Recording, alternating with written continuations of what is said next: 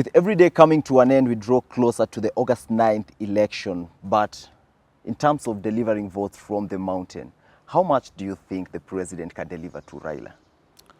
I think I saw recently a media house, I think it was KTN, conducting this mock election, the That's KTN. Kivumbi 2022, That's KTN. right from Nyeri. And Raila got 26 votes. Ruto got about, 70 votes, around 70 votes, 69, 70. Of course, there was one for Jimmy Wanjiga and then Mwangi wa area. Now, that means Raila had over 25%. Somehow, by coincidence, that seems to be the picture today. All opinion polls that have been conducted, including those that have been celebrated by Ruto's side, do not put them anywhere beyond 75%. So you can see, that was not the case a year ago. That's true. And certainly it will not be the case by August. So my prediction, I'm not good at predictions, but from my own analysis, I can see this thing going to 50-60, 40-60, Okay. if not 50-50. Okay, now in the past, we don't have so many aspiring candidates from the mountain running with a foreign political party ticket. Yes. When I'm talking about foreign, I mean the UDA. It's a Yes. foreign party to the region Yes. because it's led by someone from the Rift Valley. Yes, yes. Okay, we have people like Rigathi Gachagua, we have someone like Ndindi Nyoro, we have someone like Kimani Kiambu Ichung'wah. Senator Yes. wa Matangi. Okay, now in Yes. the past, talking about 2017, 2013, the dominant party was Jubilee, and a lot of candidates were actually coming from this party. Yes. So what do you think about this? You know, there was a deliberate effort or move from Uhuru Kenyatta to kill Jubilee, Okay. or at least to make it, put it in comatose. So to pause it. And that means, therefore, they had to wait until you destabilize Jubilee deliberately for Ruto to move out. So once he moves out, then you re-engineer Jubilee back. You recalibrate the party. So that is happening, but in my estimation, I think it was a little, they don't have the time. So they have succeeded, but not as well as they would have succeeded if they had started a little earlier. Okay, now And that explains why there are still not as many candidates on Jubilee as there would have been. And therefore, UDA has not been accosted as much as it should have been accosted. okay, do you think having this many aspirants running with the UDA ticket, running with other political parties' ticket, do you think it's causing damage to the August 9th election for Uhuru Muigai Kenyatta to be able to deliver votes to Raila? I don't think so. I think Uhuru still has time to deal with the UDA within the mountain. And I'm sure by now, at the level of MCS, Uhuru will be very successful. Should be even by now. He may have a problem at the higher levels of governor, senator, but there will be a 50-50 kind of split between him and UDA when it comes to members of parliament. Okay. Yes, Okay. Now apart from senators. now that brings me to the big question for today. Now, can the president overturn the rebellion that he's facing in his backyard? Yeah, of course. He may not get 100%. That is his hope. But conservative estimate, according to me, he can get in the region of 40% of the mountain for Raila Odinga. That is a major upset for Ruto. Major. He cannot win the election at all, absolutely. You know, the other day... Beyond where Uhuru has reached. If he went beyond where he has reached in the mountain, Ruto is gone. Okay, the other day the president was on record saying that watu wananitusi kwa mlango yangu. Yes. And what might have led to this rebellion, people rebelling against the president? I think people have advised the Ruto side to present Uhuru as a weak president, as incapable, and therefore to justify why Ruto rebelled. Okay? And to justify the fact that it's Ruto who was running government. And to also build the narrative that there is no way Uhuru and the system will be of use to Raila. And therefore, those people who are almost, some people who would have supported Raila will kind of give up that Ruto has the presidency. It's a game that many people use elsewhere.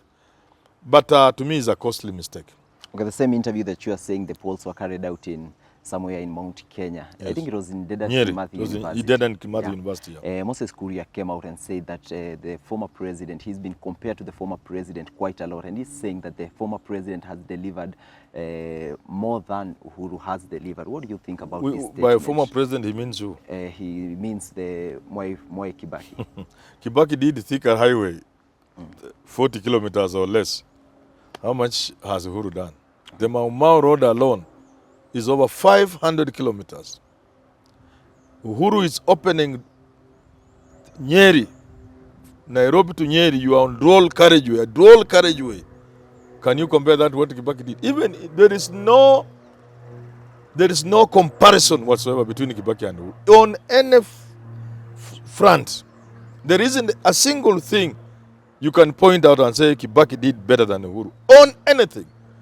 Not hospitals, not roads, not coffee farmers, not tea, nothing.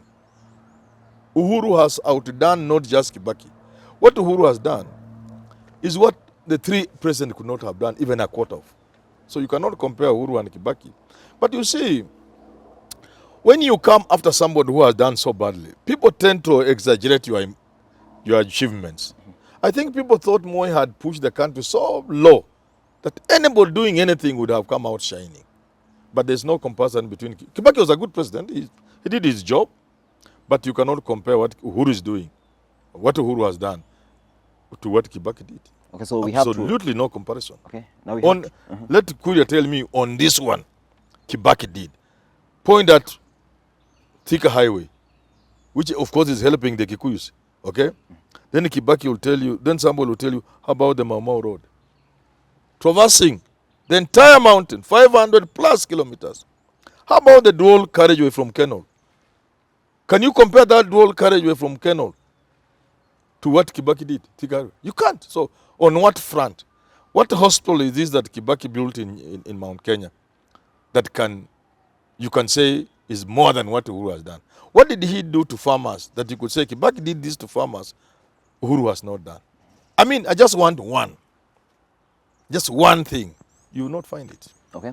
Yeah. So much positive increase in infrastructure from Uhuru, yes, you say. So the question coming from Moses Kuria in the interview, he was asking at what cost. He's saying that he took government when the debt was at 3 trillion. Currently, the debt is at 9 trillion. What do you say of that? Again, it's a stupid argument because when Moi left, this country had just a couple of billions, not trillions, billions. Our debt was billions. I can't quite remember, almost 400 billion or whatever, billions. Or at most a trillion if you want. When Kibaki left, we were at 4 point something, no? We were at 1 point something, 1.8 trillion. Pardon? When? Kibaki left about 1.8 trillion. Okay. Okay? Okay. At the end of Uhuru's first term, which is where Moses Kuria now is, our debt was around 5 trillion. Okay. Today, our national debt is around 9 trillion, just below 9 trillion. So you must work with those figures. Then you ask Kuria, what are you saying? In the light of those three. It is true, Kibaki multiplied our debt several times over. 2, 3, 4 times over. Okay? Yeah. It is equally true that in the first term, we increased our debt by about 4 trillion. Around 4 trillion. It is equally true in the second term, Uhuru has increased our debt by about 3 trillion, where Ruto is not. So what are they saying now? I don't understand the story. They have to come up clearly to make a story. Okay, now there is a countrywide outcry from the people. We actually did an interview to some of the people around Central Park in Nairobi. Yes, I saw it's a beautiful work. And something that most of the people repeatedly said is that enzi ya Kibaki watu walikuwa na pesa kwa mfuko. Yes. And currently people are saying that they don't have any money. Businesses are failing. Well, in fact, during Kibaki's time, people complained that money had disappeared. That during Moi's time, there is money. And I'll give you a true story. All the vibandas, food courts around the embassy house where civil servants used to eat. Fish, 400, 300 shillings those time. When Kibaki over, they closed. There was no money. Kibaki put a squeeze on the money. There was no money. People didn't have money. Money remained at the top. During Moi pesa ilikuwa inamwagikia watu chini. Wakati wa Kibaki pesa ilifungiliwa watu wakubwa huko. But what else happened? What happened is, because we were able to collect more of our taxes, thanks to Kibaki administration, we were able to pay civil servants a little better.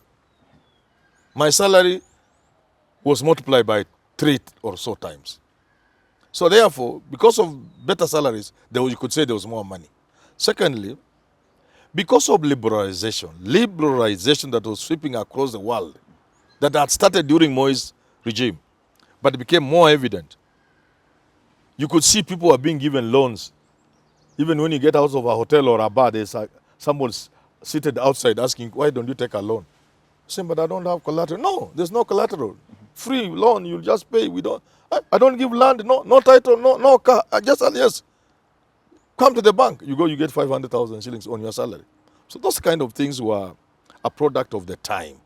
Changes that were taking place in the world, across the globe. Yeah. Now, as we come to the end of the conversation, yes, a lot of people are asking, can the government maybe find other ways of raising revenues instead of heavily taxing them? They have to. They have no option. The government can no longer squeeze water out of a stone.